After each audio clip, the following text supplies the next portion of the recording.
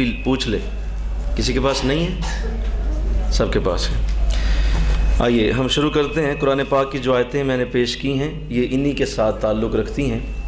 سب سے پہلا پوائنٹ جو آپ کے پاس موجود ہے، نوبیاہتا دلہن جو نئے گھر میں آ گئی ہے اس کو یہ بات سمجھنی چاہیے کہ اب نئے گھر میں جب میں آئی ہوں، یہ میں زندگی میں شاید مجھے دوبارہ نہ موقع ملے، مجھے ایسا لگ رہا ہے، کیونکہ وہ اس طرح کے چانس نہیں ہوتے کہ ایسی سیٹنگ بنے اور پھر ایسا موضوع بنے اور پھر باقاعدہ لوگ سمجھنے کے لیے آئیں اور سب کو پتہ ہے کہ وہ نوٹ بھی کر رہے ہیں. یہ بڑا خاص موقع ہوتا ہے اور یہ میں اچھی طرح جانتا ہوں کہ اس پہ کتنا اللہ کا کرم شامل حال ہے کہ یہ ایسے موقع بننا. اگر میں کسی جگہ تقریر کرنے جاؤں گا بھی تو وہاں لوگ میرے ساتھ اس طرح تو نہیں بیٹھے ہوں گے جس طرح آپ اس وقت سننے کے لیے آئے ہوئے ہیں. وہ ایک اور ذہن ہوتا ہے لوگوں کا اور وہ اور انداز سے سنتے ہیں. تو اس لیے ان چیزوں کو میں ابھی جو عرض کرنے لگا ہوں اس کو فائنل سمجھیے گا. فائنل سے مراد یہ ہے کہ اس کے بعد اب گنجائش کوئی نہیں رہ جانی. لہٰذا آپ کے لیے یہ نہ سوچیے گا کہ پتہ نہیں شاید اس سے بہتر بھی کوئی ہوگی. شاید جو مجھے نظر آتا ہے قرآن اور حدیث کا نچوڑ ہم نے آپ کو پیش کر دینا ہے آج بہو کے حوالے سے، اور یہ فائنل باتیں ہیں، اس کے بعد نہیں ہونی. تو ایک بات جو پہلے نمبر پہ ہر نوبیاہتا دلہن کو دیکھنی چاہیے جو یہ ہے کہ اسے یہ اپنے ذہن کے اندر، اپنے دماغ میں، دل میں، سوچ میں اس چیز کو پختہ رکھنا ہے کہ 4 سال سے پہلے یہ لوگ نہ مجھے ہضم ہوں گے نہ میں انہیں ہضم ہوں گے. یہ پہلا نقطہ ہے جو حضرت امام اعظم ابو حنیفہ رحمۃ اللہ تعالی علیہ نے اپنے شورا آفاق فتاویٰ کے اندر لکھا کہ 4 سال کا وقت جو ہے وہ ایک عورت کو درکار ہوتا ہے دوسرے گھر کے اندر مکمل طور پہ ہضم ہونے میں، سیٹ ہونے میں.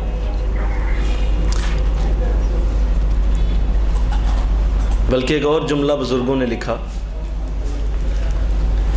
کہ تم 5 سال اپنے سسرال والوں کو دے دو، اگلے 50 سال تمہارے. کتنے سال جی؟ دینے کتنے ہیں؟ تم 5 سال اپنے سسرال والوں کو دے دو، ان کی بن کے دکھا دو. ایک بات اور بھی میں عرض کر دوں، مجھے کاؤنٹر نہ کیجیے گا ذہن میں. اگر آپ کے ذہن میں کاؤنٹر چلنا شروع ہو گیا نا میرے لفظوں کے ساتھ تو آپ ان تمام لیکچر سے کچھ نہیں لے پائیں گے. کاؤنٹر نہیں کرنا، ذہن میں اس کو ہضم کیجئے، کیونکہ یہ وہ چیزیں ہیں جو سچ ہیں. مثلا اگر میں نے یہ کہا تو فوراً ذہن میں آ سکتا ہے میں تو 10 سال ہو گئے نا، یہ دن ٹھیک ہوئے، تو فوراً کاؤنٹر کیا آپ نے، اندر ذہن میں مزاحمت آئی تو یہ پوائنٹ ضائع ہو گیا.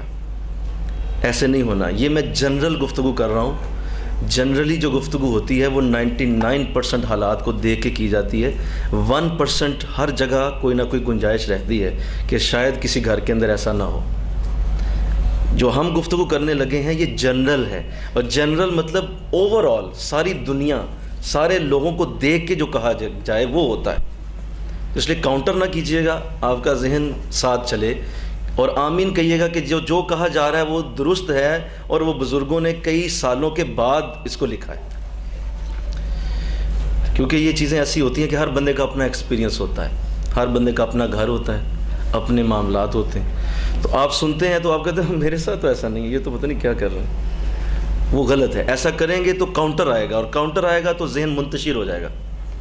آپ کسی بھی شخص، کسی بھی اللہ والے سے میں ایک اصول عرض کر دوں کہ اگر آپ کبھی موقع ملے بزرگ سے کسی سے بات سننے کا، کسی اچھے انسان سے گفتگو کرنے کا اللہ تعالیٰ سعادت دے دے، تو اپنے ذہن کے اندر کاؤنٹرزم کو چھوڑ دیجیے گا. جو وہ کہہ رہے ہو نا اس وقت اس بات کو ہضم کریں. آپ دیکھیں گے کہ اس بات کا فیض اللہ آپ کو عطا کر دے. اگر اندر کاؤنٹر چل رہا ہو نا تو پھر آپ غوث اعظم رضی اللہ تعالیٰ عنہ جیسے انسان کی گفتگو سے بھی کچھ نہیں پا سکتے، کیونکہ آپ کا ذہن قبول نہیں کر رہا اسے.